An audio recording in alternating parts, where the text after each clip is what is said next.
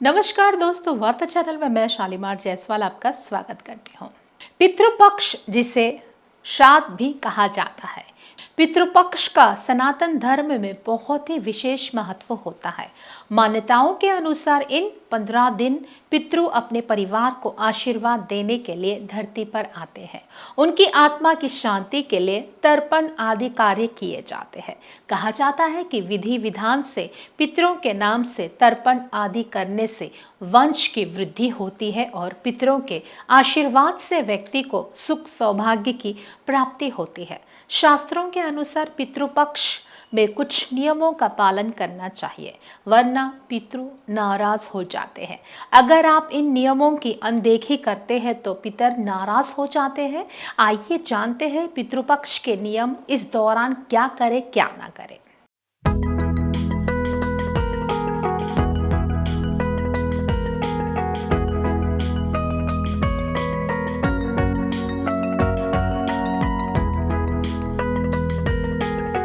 भाद्रपद पूर्णिमा से शुरू होकर अश्विन अमावस्या तक पितृपक्ष चलते हैं। इन 15 दिनों में लोग अपने मृत पूर्वजों का श्राद्ध, पिंडदान या तर्पण आदि करते हैं।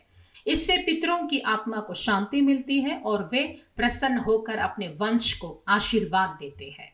पितृपक्ष में पिंडदान और श्राद्ध करना पितरों के प्रति सम्मान प्रकट करना और उन्हें श्रद्धांजलि देने का विशेष अवसर होता है।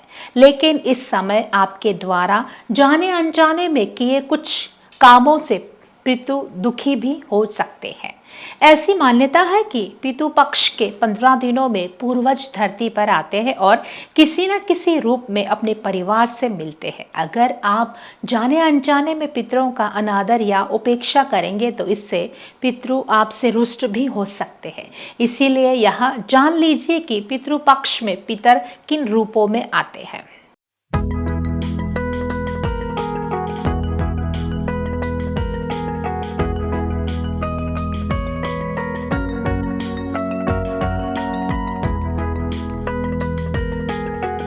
कौवे को पितरों का रूप माना जाता है, इसीलिए श्राद्ध में पितरों के लिए बनाया गया भोजन कौवे के लिए भी निकाला जाता है। इसके साथ ही पितृपक्ष में कबूतर, गौरैया जैसे पक्षियों का घर आना भी पितरों के आगमन का रूप हो सकता है। पितृपक्ष के समय गाय और कुत्ते जैसे पशुओं का अनादर भी नहीं करना चाहिए। अगर ये पशु घर के द्वार पर आए तो इन्हें धुतकार कर भगाने के बजाय कुछ न कुछ खाने के लिए जरूर दे। इससे भी पितृ प्रसन्न होंगे। पितृपक्ष के समय घर पर साधु संत, फकीर या कोई भिक्षुक आए तो भूलकर भी उनका अपमान ना करे और ना ही उन्हें खाली हाथ लौटाए, क्योंकि इन्हें भी पितरों का रूप माना जाता है। इसीलिए उन्हें भोजन कराए और दान दक्षिणा देकर ही विदा करे। पितृपक्ष में हमें क्या करना चाहिए? जिस तिथि पर आपके पूर्वज का निधन हुआ था उस दिन उनका श्राद्ध करें। श्राद्ध में पिंडदान, तर्पण और ब्राह्मण भोज कराना जरूरी होता है। तर्पण में काले तिल, जौ और जल से पितरों को अर्घ्य दिया जाता है। यह क्रिया हर दिन करनी चाहिए। श्राद्ध के दिन ब्राह्मणों को भोजन कराना चाहिए। अगर ब्राह्मण उपलब्ध ना हो तो आप किसी जरूरतमंद व्यक्ति या गाय को भोजन करा सकते हैं। पितृपक्ष के दौरान दान का बहुत महत्व है।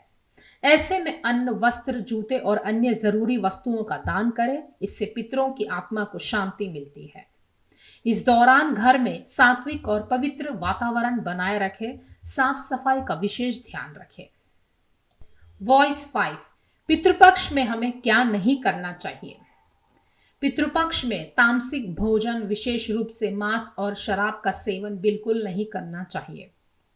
इस दौरान विवाह, मुंडन, गृह प्रवेश और नए व्यवसाय की शुरुआत जैसे कोई भी शुभ काम नहीं करना चाहिए। कुछ मान्यताओं के अनुसार पितृपक्ष के 15 दिनों में बाल और नाखून नहीं काटने चाहिए। नए कपड़े, गहने या अन्य कोई भी नई वस्तु खरीदने से बचना चाहिए। भोजन में लहसुन और प्याज का उपयोग नहीं करना चाहिए। घर में शांति बनाए रखना चाहिए।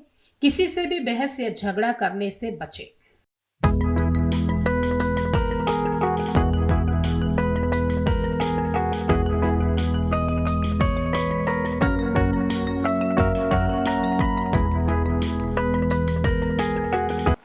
खास खबरों के लिए हमारे साथ जुड़े रहिए।